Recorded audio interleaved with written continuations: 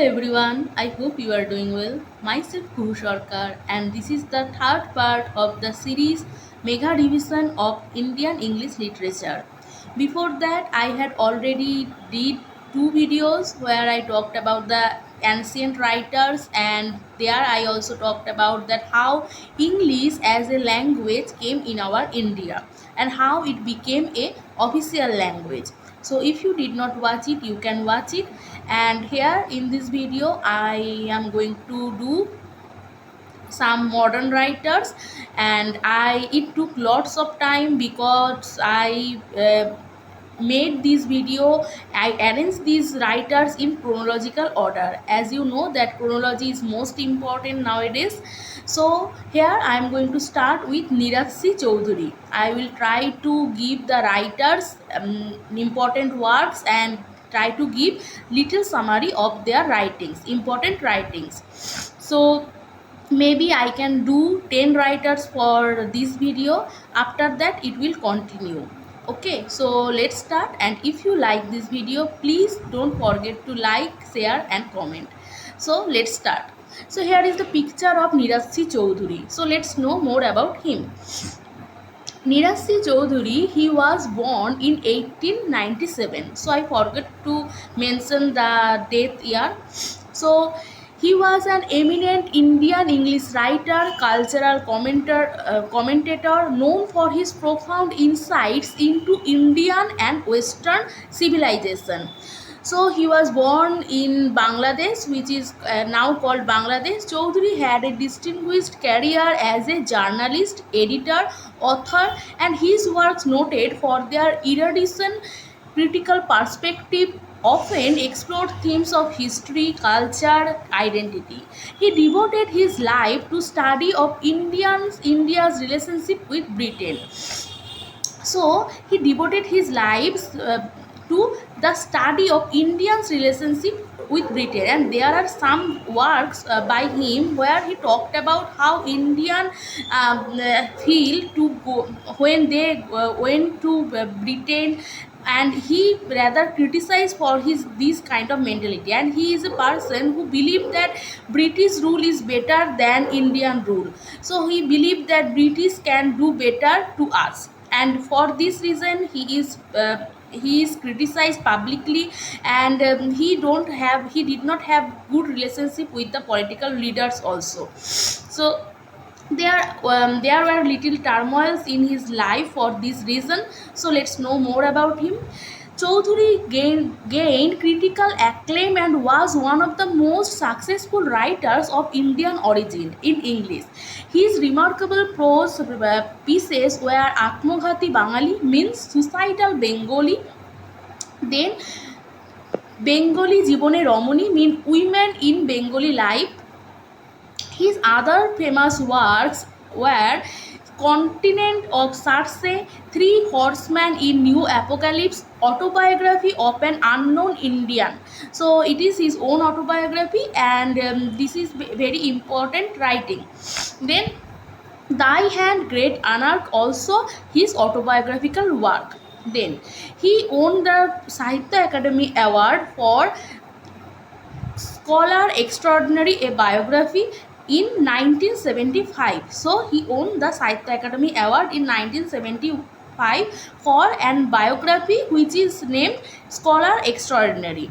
So let's know his works one by one. First, the Autobiography of an Unknown Indian. It was published in 1951. A Passage to England. It was published in 1959. The Continent of Circe, it was published in 1965. The Intellectual in India, 1967. To Live or Not to Live. To Live or Not to Live, 1971. Scholar Extraordinary. So it is his most important work because for this work he got the Sahitya Academy Award. And it is about the life of Professor Right Honorable Friedrich Max Muller. It was written in 1974 and he got the Sahitya Academy Award in 1975. Then Culture in Vanity Bag. So I liked the title, and it makes me it is interesting, right? And it make me remember of all the writings, the title of his writings, like To Live or Not to Live, then Passage to India. You can E.M. Foster wrote Passage to India, and he wrote Passage to England. So it is very much interesting. Then Life, Culture in the Vanity Bag, Clip of India 1975, Hinduism, a religion of to live by 1979, Thy Hand, Great Anarchy is an autobiographical sequel to the autobiography of an unknown Indian.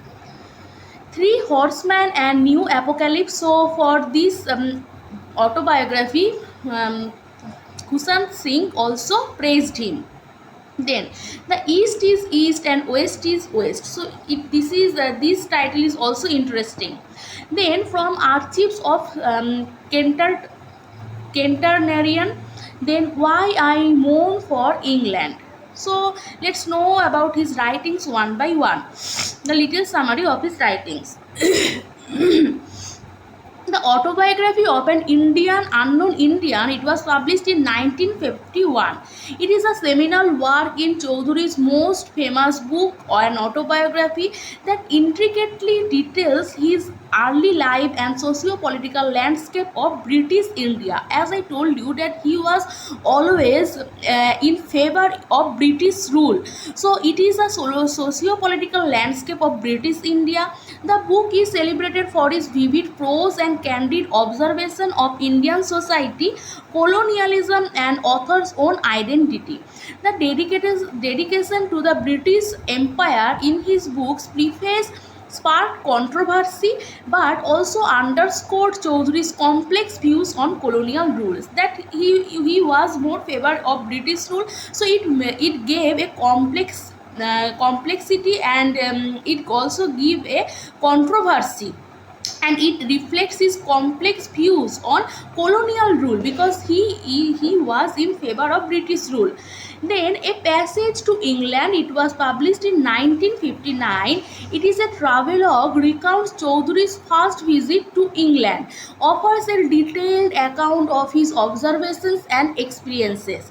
Through keen and often humorous insights, he contrasts the cultural and social aspects of England with those of India, providing a unique perspective on British life. So in this work also you can understand that how he tried to praise, and how he saw the contrast and cultural and social aspects between India and England, and he is providing a unique perspective of British life.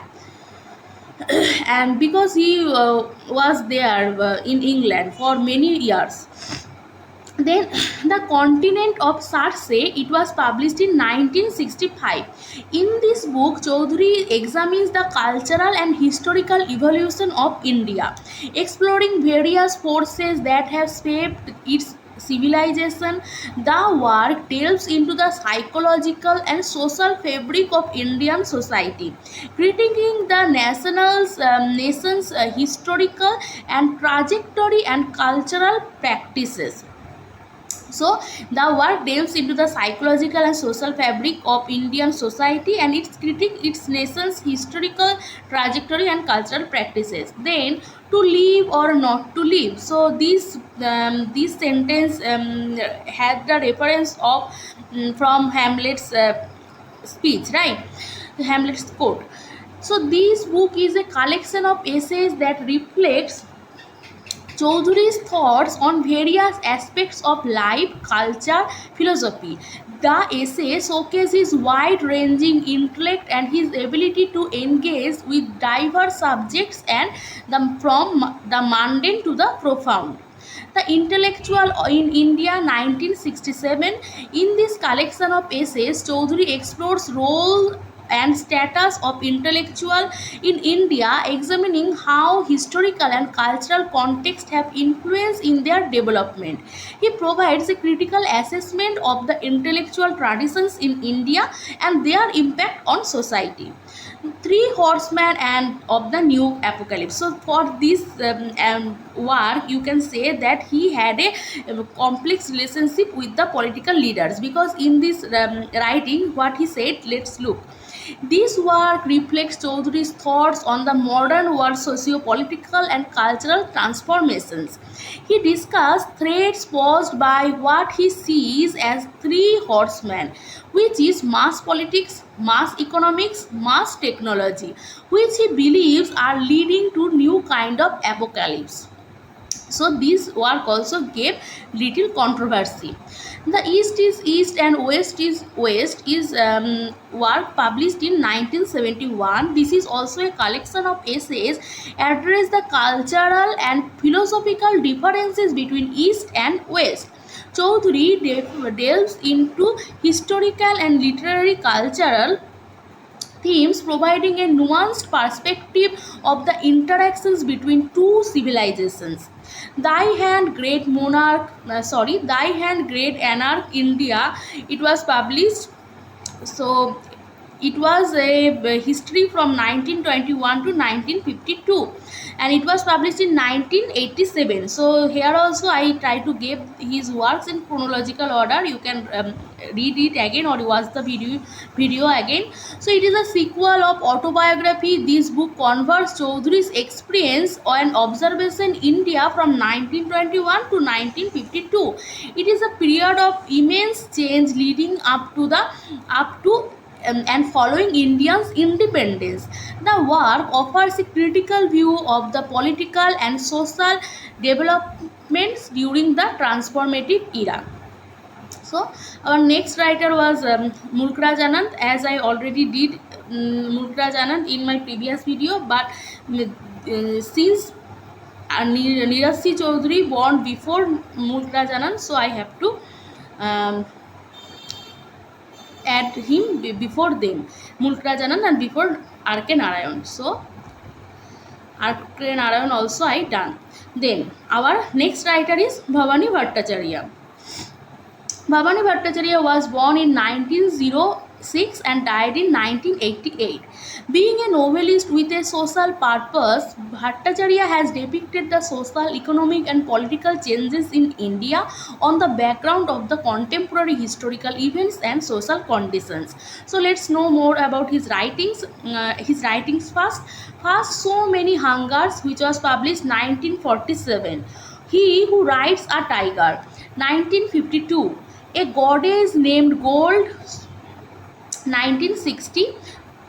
So Many Hungers not there. Okay.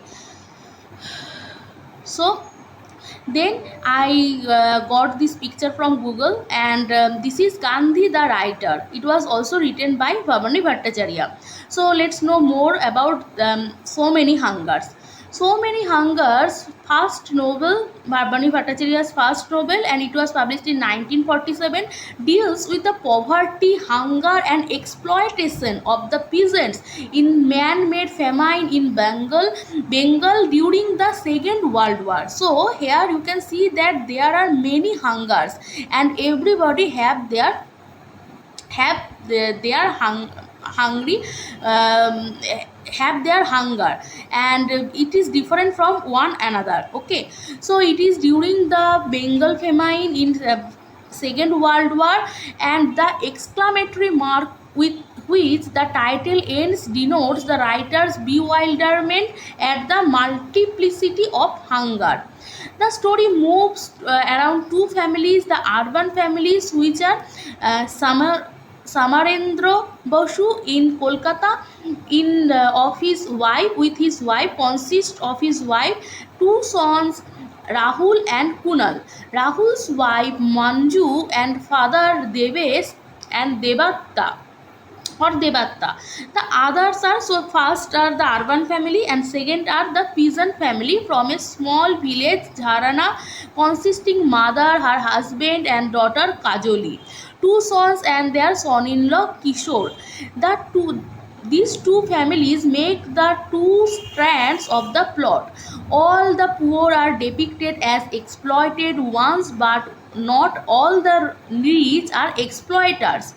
while only one member of the rich family is responsible for the exploitation of the poor.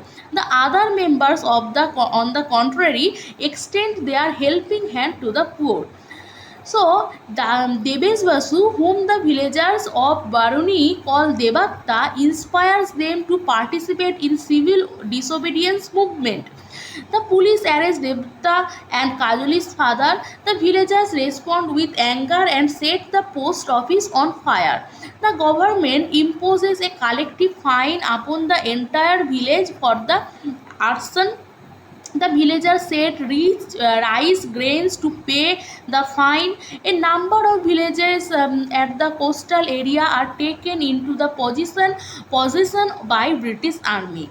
These disposed one rushed to Calcutta to earn their living, and he so sorry these disposed once rushed to Calcutta to earn their living.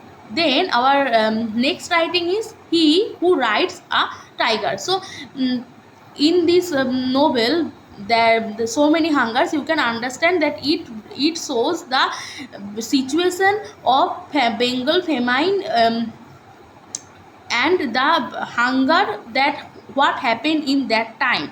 So how the difference between rich and poor, how the poors are always the exploiters but the rich are not always the exploiter. Poor who exploits and the rich were not always the exploiter, but one of the member were was the exploiter, and how it reflects the other members. Then the next writing is He Who Rides a Tiger. The title of the novel He Who Rides a Tiger, which was published in 1952, is borrowed from saying he who rides the tiger cannot dismount. Kalo, the protagonist of the novel, rides the tiger of a lie to avenge himself on the society, but he finds it difficult to dismount. Kalo, the blacksmith, lives happily with his only daughter Chandralekha in a small village town Jharana, and he falls victim to the havoc wrought by man-made famine in Bengal. So this novel also situated during the Bengal famine in as it's the previous novel, right? So leaving this his daughter at Jharana in charge of her aunt, he leaves for Calcutta. While traveling in train, he is caught by the police stealing bananas and is sentenced to 3 months rigorous imprisonment. Bitten, another prisoner advised him to retaliate against the society. No sooner he released than he rushed to Calcutta. He is forced to become a pimp in a brothel to earn his living. He decides to call his daughter only after establishing his own smithy. At this juncture, there comes a turning point of his life when his daughter in the Hartold house, and protecting herself for sexual assault on the customers, sexual assault from the customers. He saves the honor of her daughter and the miseries of his own life's exploitation of sexual his and the miseries of his own life exploitation, and the daughter make him hostile towards the society. After sexual molestation, he decides to follow the way suggested by Bitten. He makes Lord Shiva emerge from the earth, and with the technique taught by Bitten, he builds a temple with the financial aid by a number of devotees. Lekha Christians her father as Mangal Adhikari. A blacksmith turns to Brahmin, and Lekha is married to Bitten. So the goddess name. So this is the end of the summary of He Who Rides the Tiger. Then his next writing is the goddess named Gold. Then The goddess named Gold, Bhattacharya's fourth novel, and it was published in 1960, is an allegory. Some critics call it as at modern fable of rural India. The story opens when the meeting of the house five, a group consisting of five peasant women and six wife. They discuss the burning problem of Sonamitti. They are being shopkeeper said the villager only Samsundar creates artificial scarcity of clothes. Women are compelled to wear rags and passed over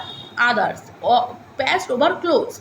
The cow housewife take a possession of women to the shop and demanding the sale of sarees on moderate rates. But the Seth thought, but the Seth, sorry, but Seth does not pay any high heed to their demands. Mira, the protagonist, belongs to a peasant class. She is shown rebellious by nature. She protests against the economic exploitation by the state and but behaves like a submissive, superstitious peasant girl before her grandfather's magic trick. Being an illiterate rustic girl, she easily believes that in her grandpa's words and become an alchemist or sonamai for the villagers. Due to her strong faith in Grandpa, she feels that she can bring happiness to the villagers with help of the touchstone. To fulfill these dreams, she is carried away by the word of cunning Seth. So this is also a beautiful story, and you can understand that how these people are of getting infatuated with these superstitions in this situation. Okay, then Raja Rao I had already done. Okay, after Raja Rao, G.B. Desani. So G.B. Desani was born in 1909 and died in 2000, 2000. 20,000. Okay, so all about H. Hatter is his important writing. It was written in 1948. H. Hatter stands for Hindustan Wala Hatter. Okay, this novel is a comic record of the life of protagonist who is constantly threatened, gulled, and robbed and bullied in his life. First of all, the thing that hits us as symbolic in this novel is the name of hero H. Hatter. The desperate boy was adopted by English Missionary Society. The name Hatter is pinpointing his hat and is very large for him, which suggests his Anglo-Indian environment. The hat may have understood in the terms of Freudian science. The hat can be marked of both masculine and feminine values. Hatter is the surname is prefixed with other terms like Hindustaniwala that adds a new sense into it. Consequently, the structure of Hindustaniwala, ridiculously his hatter, indicates long name in is the identity of cultural hybridization. So Hatter's whole life occurs to be a great effort to harmonize the two actually contradictory societies. The name Hatter is clearly symbol of the fight between East and West that comes out to be a little comic and incongruous. Hatter has stolen three books from missionary society, may be interpreted like common symbols of knowledge or understanding, which is in short. Even if Hatters has run away from the missionary society, the books act as leftovers of his erstwhile evangelic living at a theoretical stage. Since Hatter is not officially learned in school or college, he wants to attain his knowledge from the University of Life. Hatter's desire to meet up seven saints of different regions of India may be interpreted as a numerological symbolism. Number 7 is considered as the holy number in Eastern and Western astrology and religion. 7 is a holy number in various traditions because according to Hippocrates of Theos, it is associated to the lunar stages, seven affects each and every sublunar things. Hepatic separation happens to be accepted the same as sacred and related with many astrological and cosmic phenomena.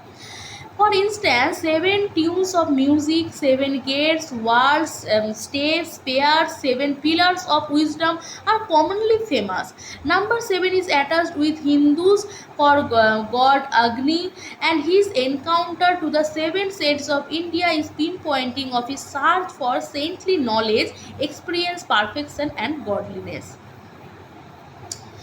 Then our next writer, our third writer is third, not third, maybe fourth. Okay, so Khushwant Singh. Khushwant Singh, he is a prominent Indian novelist, journalist, and he was born 2nd February 1915 at Hadali in British India. That is now a part of Punjab in Pakistan. A significant post-colonial writer in the English language, Khushwant Singh is known for his clear-cut secularism, humor, because he is very much famous for his humoristic joke and many humoristic attitude, and humor and deep passion for poetry. He is a great story writer, historian, political writer, essayist, biographer, translator, novelist, and journalist. He has been founder, editor of Yojana and editor of Illustrated Weekly of India, National Herald, the Hindustan Times, The Mark of Vishnu and Other Stories is the first book written in 1950s.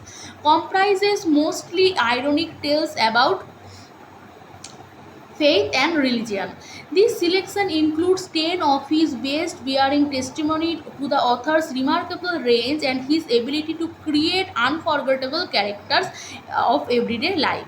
So his most important works are Train to Pakistan, it was published in 1956, The Voice of God and Other Stories 1957, I Shall Not Hear the Nightingale 1959, Gadhar 1915, India's First Armed Revolution 1916. Then Black's Jasmine 1971, Tragedy of Punjab 1984, Delhi a Nobel 1990, We Indians 1993, Women and Men in My Life 1995, Uncertain Legends, Sex, Strife and Togetherness, Urban India 1995, Declaring Love in Four Languages by Khushwant Singh and Sarda Kaushik 1997, The Company of Women 1999. Okay. Truth, Love and Little Malice, an autobiography, 2002, with Malice Toward One and All, The End of India 2003, Burial at the Sea 2004, Paradise and Other Stories 2004, Death at the Doorstep 2005, Why I Supported the Emergency Essays and Profiles 2009, The Sunset Club 2010, A Portrait of a Lady short story. So it is very important. Then Khushwant Singh claims it took him almost 20 years to complete the novel Delhi, and dedicated it to his son Rahul Singh and Nilofar Bilomoria. So it is about the novel Delhi. It accounts the story of New Delhi from eyes of an Sikh guide named Mr. Singh, his passionate romance with Bhagmati, who is hermaphrodite, and representation of Delhi in beautifully paralleled. The story progresses with chapters divided in narrations by poets, sultans, soldiers, and white memsahebs, etc. The story is told from viewpoints of various characters with different styles. Delhi, the capital of India, was completely destructed, then reconstructed number of times as it turned to be a city of culture, calamity, conceit, capacity, poet, saints, and politicians. His protagonist is not any handsome dude but a body old reprobate Sikh journalist. The narrator guides his acquaintances through the ruins of the past that lay strewn all over history, city tombs, memorials, durgas, and monuments. The story begins with one of Mughal Emperor Ghayas Uddin Balban and spans from 6 to 700 years and ends with the assassination of Indira Gandhi, leading to the massacre of Sikhs. Then, I Shall Not Hear the Nightingale 1961. It is a story of a Sikh family in the days before India's independence. The story is set at the backdrop of 1942. Butta Singh is the father in the story and he is head of the family. He is magistrate whose work for the British after years of loyal service to the British Raj is expecting to be honored with with a title of King's Birthday Honours List. The son Sher Singh is a hot-blooded young revolutionary but emotionally still a child. He has joined a band of terrorists and comrades in order to acquire the leadership that has hatched a plan to disrupt arms supplies and traffic on road. Rail through bombing and all the rebellion is undetected by any member of the family. Hell breaks loose when ghastly murder of the village headman is reported and Sher Singh is arrested. All these sends an earthquake through the foundations of Butta Singh's house. So this is I Shall Not Hear the Nightingale. So this is a beautiful story, right? Then Train to Pakistan, all you know, and it was also filmed. It was published in 1956. It is a partisan novel, also historical novel. There is an interesting fusion of sex, humor, pain, agony, violence in the novel. Mano Marjra, the maiden name of the novel, was an imaginative peaceful abode of communal harmony that is witnessed a dark history of hatred and religious segregation. So Manomajra is a place where Hindus and Muslims were living very peacefully, but after the division, after the partition, how it changed and how it's become so much brutal, and how people became so much brutal and vulgar also.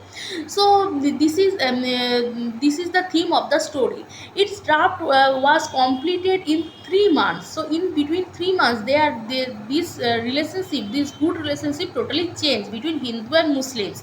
Train to Pakistan opens in the fictional village Manomajra, please note down the name, and describes how the entire village gets involved in the carnage during the partition. Kushwant Singh has divided the novel into four parts, and it is in the fourth part named Karma that he emphasizes the philosophy of karma, that is action he described in Bhagavad Gita. In this section, the story reaches its catastrophic dramatic end with Jugat Singh sacrificing his life to save the lives of his girlfriend Nuran and other Muslim refugees. So at the end, Jugat Singh he sacrifices his life. The partition of India in 1947 marked a seasonal bloodshed that stunned and horrified those living through the nightmare. Entire families were forced to abandon their land for the resettlement to Muslim Pakistan and Hindu India. It was a horrible experience for all of human beings who were present there.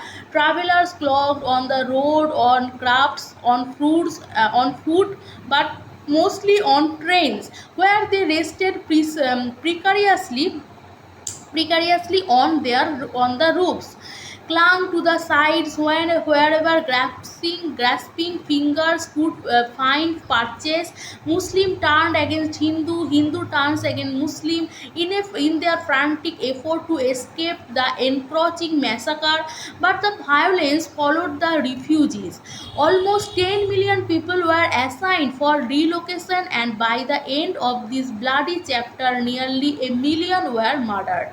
Women were raped before the pained eyes of their husbands. Entire families robbed, dismembered, murdered, and thrown aside like garbage until the streets were cluttered with human massacre.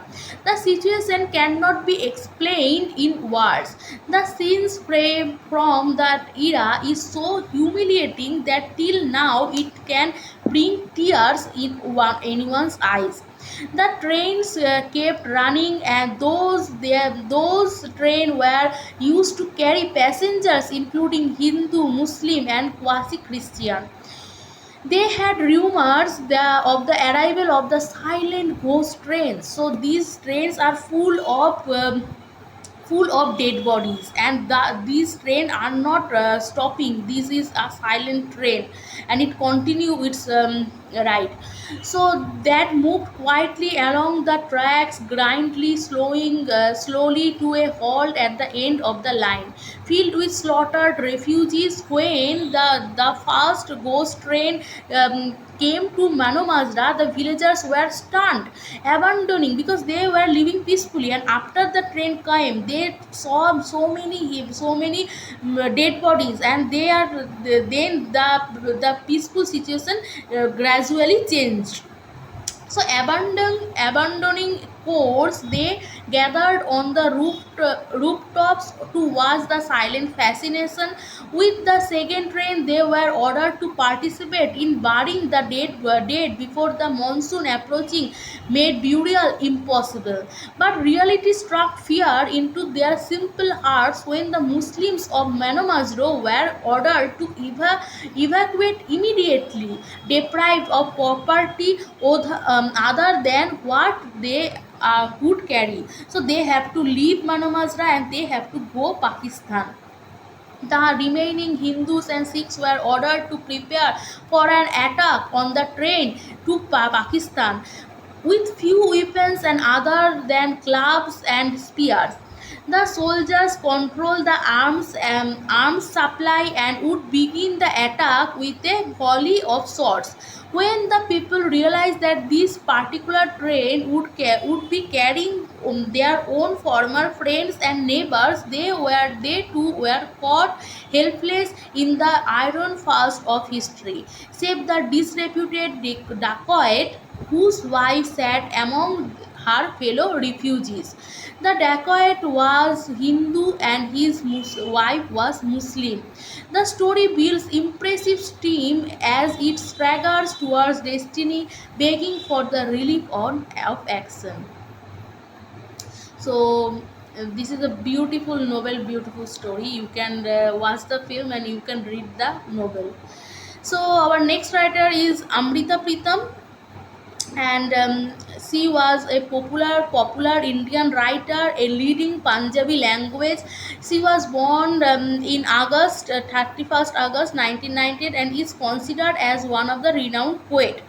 And she won many awards like Women in Punjabi Literature to win esteem of Sahitya Academy Award for her composition Sunhere. In the year of 1982, she also received Janapati Award for Kagaz Ke Canvas, mean the paper and the canvas. In the year 1969, she awarded Padma Shri Award, and 2004 she received second highest civilian award of India, that is the Padma Bhushan Award. Then let's know about her works one by one. First will be novels, Pinjar, then Kore Kagaz, Unchas Din, Dr. Dev, Ranka Patta, Sagar or Sipahi, Terahan Suraj, Terewan Suraj, sorry, Dilli Ka Galia, Yatri. So Amrita Pritam began her career as a romantic poet. She is widely remembered for her emotional poem Aaj Akhan Wara, Warissanu. Mean today I invoke Warissa. Ode to Warissa. It was an expression of her agony over violent massacre that took place during the partition of British India, former British India. One of the most noted work of Amrita Pritam was Pinjar, the Skeleton. The novel portrays the violence against women and loss of humanity. Her various works, including her autobiography Black Rose and Revenue Stamp, have been translated into other languages like English, Japanese, Danish, French, Urdu, and many more. Amrita Pritam was published several autobiographies, namely Kala Gulab mean Black Rose, Rassi the Ticket mean the Revenue Stamp, Aksaro Ka Saye means shadows of wars. Feminism and humanism are the main themes used by Amrita Pritam. The most popular short stories written by Amrita Pritam was Kahani Jo Kahaniyan Nahi, then Strength of Kerosene, and Kahaniyon Ke Angan Mein. Then our most important writer Badal Sarkar, and let's know more about him. So Badal Sarkar was born in 1925 and died in 2011. He was a modern dramatist. He was a pioneering Indian playwright and theatre director known for his revolutionary contributions to modern Indian theatre. Born in Calcutta now, which is Kolkata, Sarkar's work is characterized by its social conscious, experimental nature, deep engagement with contemporary issues. He developed a unique style known as third theatre. So he is very much important for his unique style, which is third theatre, which sought to break away from traditional proscenium theatre and brings performance to the masses in unconventional spaces. So let's know his important writings. Please note down because he is very much important for net point of view. Okay. So his first writing is Ebam Indrajit, and which mean in English and Indrajit in 1963. Of one of Sarkar's most famous plays, Ebam Indrajit deals with the existential angst and the struggles of the middle class in a rapidly changing society. The play explores the themes of identity, conformity, rebellion through its protagonist Indrajit and his intricacies with other characters representing different societal roles. Then Baki Itihas means the rest is history. It was published in 1965. The play delves into the personal and historical dimensions of human experience, exploring how individual lives are shaped by broader historical forces. It questions the nature of history, memory, and emphasizing the subjective nature of historical narratives. Then Pagla Ghoda mean Mad Horse. It was published in 1967. Okay. Pagla Ghoda is one act play that takes place in a crematorium. The play revolves around four men who gathered a cremate of an unknown woman. So this is a I cannot say that it is a beautiful story. It is so much absurd, and if you watch the play, you can watch it in YouTube, and this is a story which give you the existential crisis, because these four men who gathered in a cremate of an unknown woman end up sharing their personal stories, and this is also sometimes some kinds of vulgar or erotic. So their personal stories each revealing deep emotion and psychological scars. The play is known for its poignant exploration of human relationship and societal norms. Then Michil mean procession. Michil mean procession. It was published in 1974. This play is a powerful commentary on political activism and mass movements. It examines the dynamics of political rallies and protests, highlighting the both potential and limitations of collective action. Michil reflects Sarkar's engagement with contemporary political issues and his commitment to social change. Then Homa, it was published in 1975. Homa is a significant work that focuses on the plight of the marginalized and oppressed. The play centers around the struggles of a rural community, addressing the issues of poverty, exploitation, resistance. It exemplifies Sitkar's commitment to giving voice to the voiceless and his use of theatre as a tool of social awareness. Then Julos. Julos mean procession, and Julos continue Sirkar's exploration of political themes and depicting the life of workers and their struggle for right and dignity. The play is notable for depiction of solidarity and collective action, emphasizing the importance of unity in the face of oppression. So, Badal Sirkar's concept of theatre was a radical departure from conventional theatre practices, and it emphasizes simplicity, minimalism, and direct engagement with the audience, like Bertolt Brecht did, right? The theater of cruelty. So it is also like that, and it has a direct engagement with the audience. Performances were held on non-traditional spaces such as parks, streets, as I said that it was in Sasan, right? In the and the plot of the story in the cremation of a unknown woman. So it spaces in non-traditional spaces like parks, streets, and courtyards, making theatre accessible to a broader audiences. This approach was also fostered a sense of community, collective experience, and aligning with Sitkar's ideological commitment to social change. Then our next writer is Ruth Power Jawala, right? So she was born in 1927 and died in 2013. Was a German-born British and American writer and screenwriter. She is best known for her work as a novelist and screenwriter. So her novel Heat and Dust also filmed in India, so often collaborating with Merchant Ivory Productions and teams of a producer Ismail Merchant and director James Ivory. So she was a writer and also a screenwriter. So I also add some some screenwriting, some film where she did the screenwriting.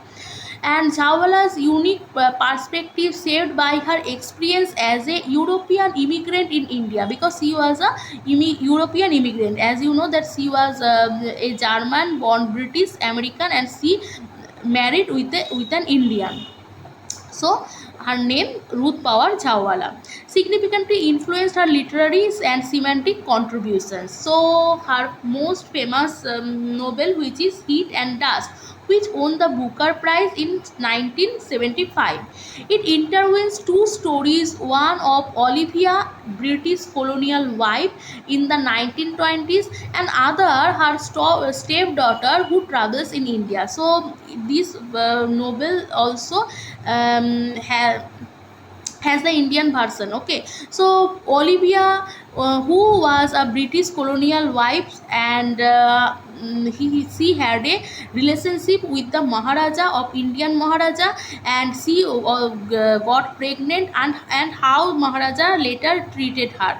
It is one generation, and this story is also about her stepdaughter and step granddaughter, and she also have the same fate. She also has the same fate because she also travels in India and got engaged with an Indian person, and also maybe, or it is not sure, she also got pregnant. So who travels to India in 1970s to uncover Olivia's story. She came India to uncover her step grandmother's story, and she also got the same fate. The novel explores themes of cultural class, forbidden love, and search for identity. Then, The Householder 1960, Jawala's first novel, which portrays of the life of young women school teacher named Prem, struggling with his role as a husband, a young Indian school teacher named Prem who is struggling with his role as a husband and his personal aspiration. This work was later adapted into film by Merchant Ivory. Then The Nature of Fashion 1956. It is a novel. It is a novel that examines the life of wealthy Indian businessman and his family, delving into dynamics of modern Indian society and the tension between tradition and modernity. So let's see her some screenwritings. So screenwriting career, Jawala's collaboration with Merchant Ivory Production led to several acclaimed films, and for which she wrote some screenplays. Which are they? The Room with a View, written by E.M. Foster, adapted E.M. Foster's novel. The novel film won Jawala's Academy Award for Best Adapted Screenplay. It tells the story of a young English woman discovering love and independence during a trip to Italy. So I watched this film. Then Howard's End. It is also by E.M. Foster. Another E.M. Foster adaptation, the film earned Jawala's her second Academy Award for Best Adapted Screenplay.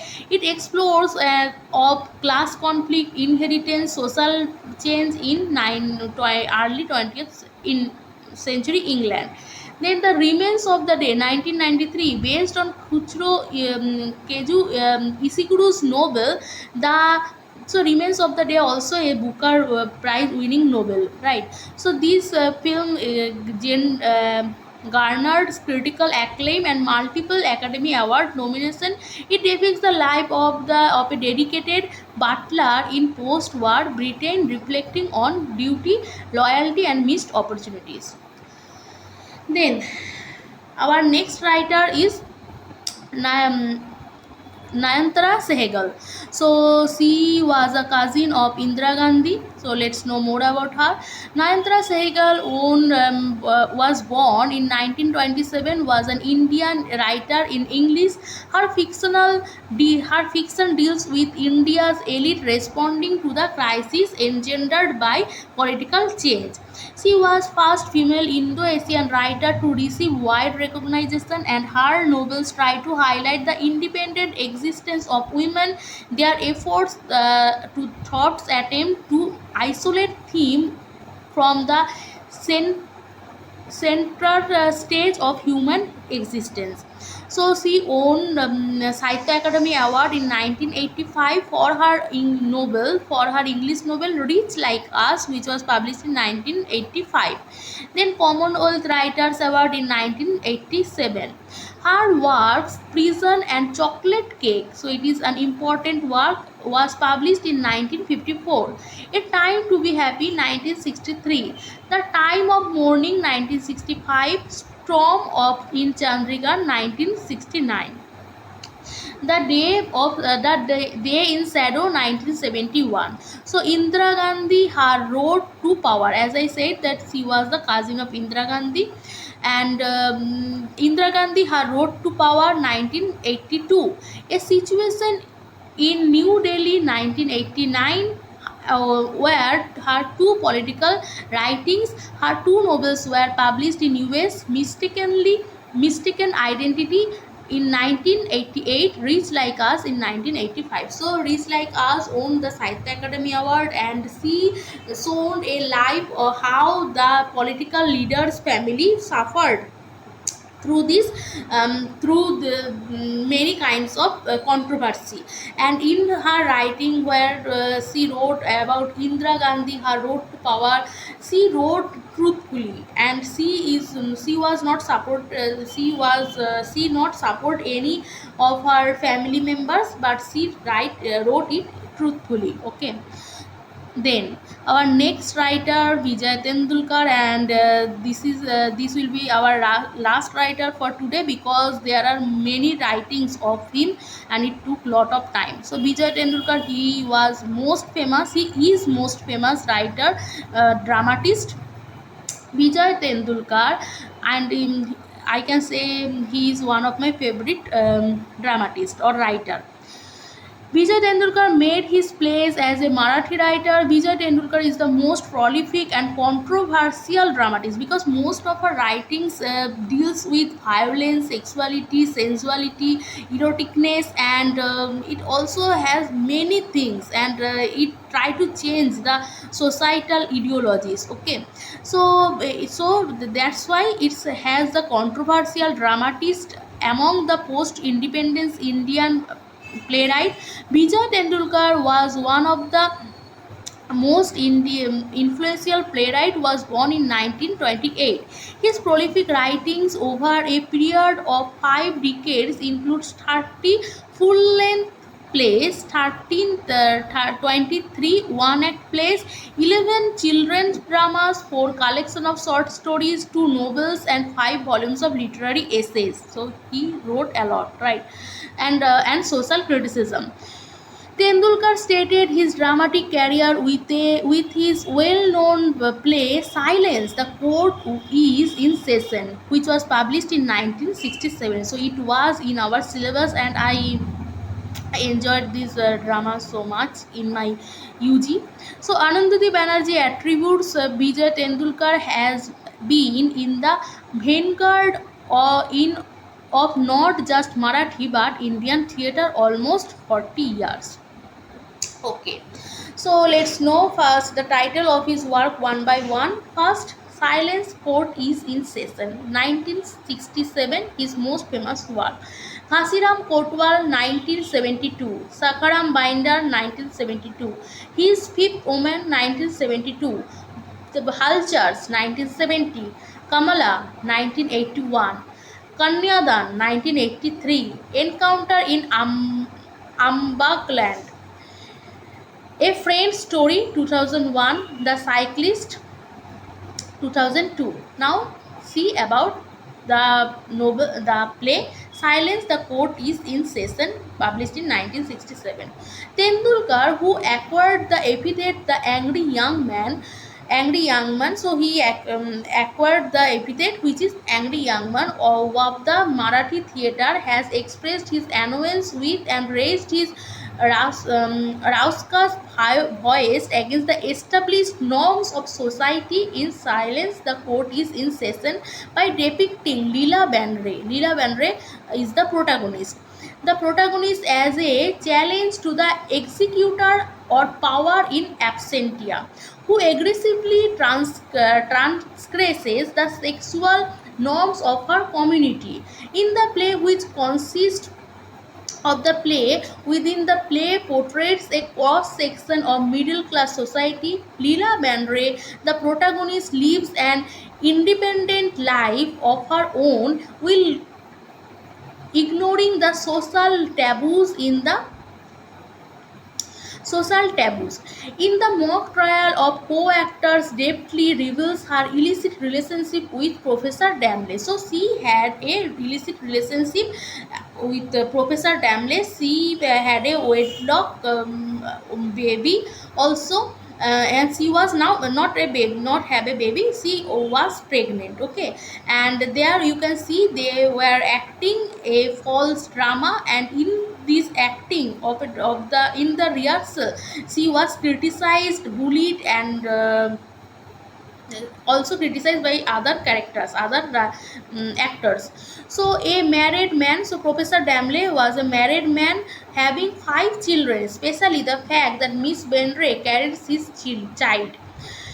Professor Damle remains absent during the trial, which signifies his striking of responsibility. Ironically enough, the trial begins with the charges of infanticide laid on Miss Bandrace, for society is not prepared to accept child born out of wedlock. So they are not, the society were not ready to accept the child born out of wedlock. And here you can see that Professor Damle, who abused her, I cannot say that abused her, who used her and who played with her emotions, and he just totally absent with the total drama. It means that it is only the women's responsibility to, it is only the women who have to suffer for this illicit relationship, but the men should not suffer as per the society's rules. So consequently, the pregnancy has to be aborted, and Tendulkar alludes to the existing hypocrisy when later Damle appears. So Damle appears as a mere witness, while Leela Bandre delivers a long speech in self-defense. Sukme, a lawyer, underlies Bandre's crime by proclaiming the sanctity of motherhood. Brenner's speech, self-defense, highlights that she, in her prime of youth, had fallen in love with her maternal uncle, but her love could not result in a marriage with him because it was against the societal norms. So she was in love with her maternal uncle, but she could not marry him. Then, as a woman craving for love, she diverted her love on another man who taking the advantage of her emotional requirement, abused her body and then deserted her. Who is he? He is Professor Damle. The ultimate verdict, which is very heart rendering as it upholds power of society against the motherhood, presents Leela Banare pleading for little but within her to blossom, to have a mother, father, and good name. But the society thwarts motherhood for the sake of its control over human life. So, if you read this play, you can understand that Miss Banare, how beautiful woman she was, because there is a line when someone said that please speak the poem. Miss Banare, she was very much habituated with poems, and she liked to read poems, and she was reciting a poems, and there was a character who said that please repeat the line, I will write it. And then she said that why it is necessary to write, please just feel the poem, you can remember it, you don't have to always note down it. So she is a beautiful character. Then the next play, which is Sakharam Binder 1972, the dramatist sheds ample light on physical lust and violence in human being. Sakharam, born in a Brahmin family, appears almost like Raphael. Okay, let me see. Okay, I can do it. I have to end the video in within 10 minutes. Okay, so Sakharam, born in Brahmin family, appears almost like Raphael, who does not believe in refinement and sophistication of personal relationship. He neglects his parent. He is not married man, but gives shelter to helpless women who were either tortured by their husband and turned out of their homes or simply deserted by their husbands. It is a contract marriage because he was acting like a savior, but he is not savior, but he is exploiting these women who were rejected by their society. So the contract ended to mutual consent. When the play opens, he has already kept 6 women, Lakshmi being the 7th one. As a male member of the society exercising power over these women, he never failed to remain them as they were weaklings. It shows his straightforwardness. He has his own concept of morality, which is against to established social norms. Portrayed as an ideal woman, Lakshmi is loyal, docile, and hardworking, religious, affecting and tender-hearted. At the same time, she fights tooth and nail for survival when she finds Champa securing her position in Sakaram's house. So Champa is a new woman and tactfully persuading Champa to accompany her in the same house. In spite of Sakaram's opposition to her presence, being confident her physical charms, Champa least suspects that Lakshmi will snatch Sakarams from her. So you can see that how these women are so much in their fate and so much they are suffering, and how they are fighting for only one person, right? There are seven or maybe six women, and they are fighting for one person who already exploits them. So later Sakaram exhibit his power over Champa by killing when he learns that has been unfaithful to him. So she killed Champa because he kills Champa because she thought that he thought that she was unfaithful to him, but he can sleep with five or seven women. So Champa has secret association with Dawood, and this wounds the ego of Sakaram. So that this wound the ego of Sakaram, and so he kills Champa. The play admirable is the play is admirable for realism, as Tendulkar exposed a bare realities of backward lower strata of society. Then Ghasiram Kotwal. Okay, Ghasiram Kotwal. Ghasiram is the protagonist of the play of Brahmin for Kanuj. So as you can see that he took the high class person so that he can criticize their character, and he can criticize the upper class, right? So in the previous play also, the protagonist is a Brahmin, and there also Ghasiram is a Brahmin. So based on the themes of power and violence, Ghasiram Kotwal, set in Pune of the Peshwas, uses history to highlight perpetuation and conflicts between power and violence. The relationship between power, corruption, and power breeding oppression leading to the mocker of law constitute the crux of the play. He bitterly criticized those people who use their power to achieve their selfish end. The representative of the Peshwa in Pune, Nana Pandhavis, appoints Ghasiram as a Kotwal of the city, not on merit but because he helps Nana to find out his young and beautiful daughter Gauri, who manages to escape from her father trying to molest her. So, how brutal it is, and so much vulgar, right?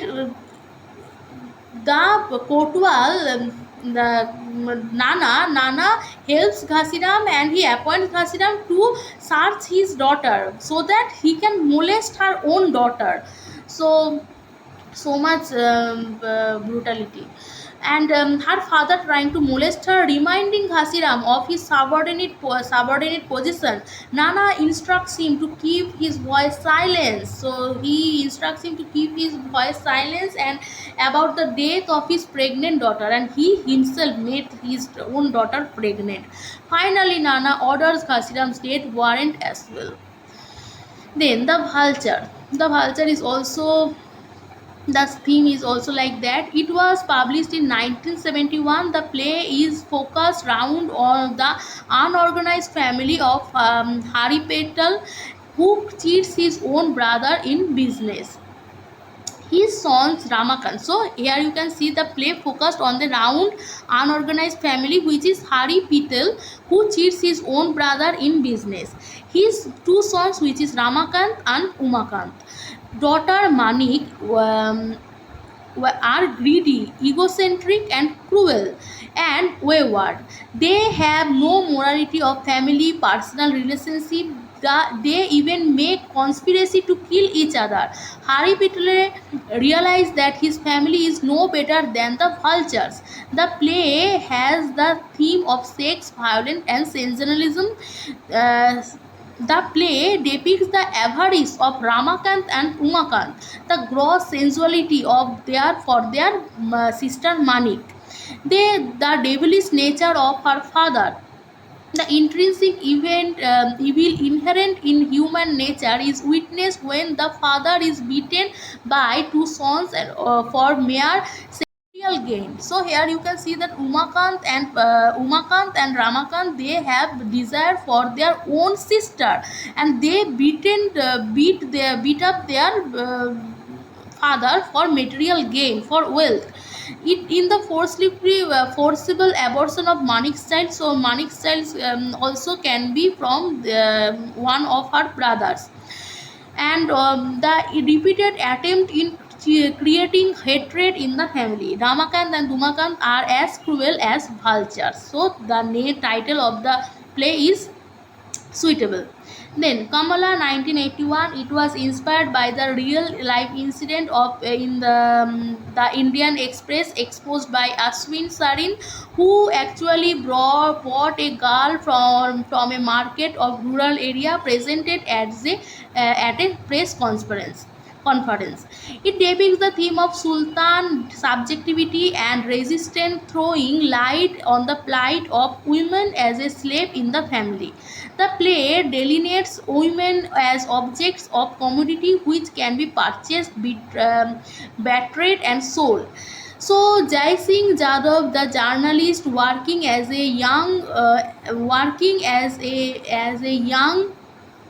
associate editor in English language daily buys a woman and named Kamala for just 250 rupees. Luhardaga Bazar in Bihar, in order to expose this racket. In spite of severe resistance from Sarita, his wife, Jane, his friend, who mocks the idea of purchasing a woman, dubbing marriage itself as an act of buying as himself as a woman. So he buy these women to purchase it, to show it to the conference, to the society, that how I can bought a woman, how these women are exploited. So Kaka Saheb, his uncle Jai Singh revolves that Kamala would stay in the house for destitute women. At a ride or a brief conversation between Kamala and Sarita delves a better understanding between them, and she becomes aware of her position in the family. Sarita arranges a press conference to tell everyone about the predicament of women in the contemporary Indian society. She confesses Kamala's help to comprehend the master-slave relationship. A determination to live on her own comes to her, and any argument put forward to Kakasai fails to repress the fury against male domination. So here they try to say that they are saving these women. So in every play you can see that the male protagonist or the male, they are trying to show the society that they are helping the women, they are trying to help the women by saving them, but inside they know that they are exploiting these women only, and they also show them as a animal like creature who they can bought or treat like animal. So Sarita emerges a woman who fights against her exploitation, though the right of equality is denied of her. Okay, the influence of the state power also plays in the play. When Jai Singh Jadhav becomes famous for his write-up on the plight of Adivasi, he is intimated that the chief editor has dismissed him for the sake of the wishes of some state minister holding portfolio of significance. Thus, Tendulkar has shed light the conflict between power and violence in different walks of life, also highlighted the exercise of power and violence. Then Kannadan is also there and other writings. So sorry, but I could not complete whole Vijay Tendulkar today because the video will be stopped, and then it will stop in middle. So that's all for today. I will continue and complete Vijay Tendulkar's more other writings in my next video. Please, if you like this video, please do watch my next video also. Thank you for giving your time.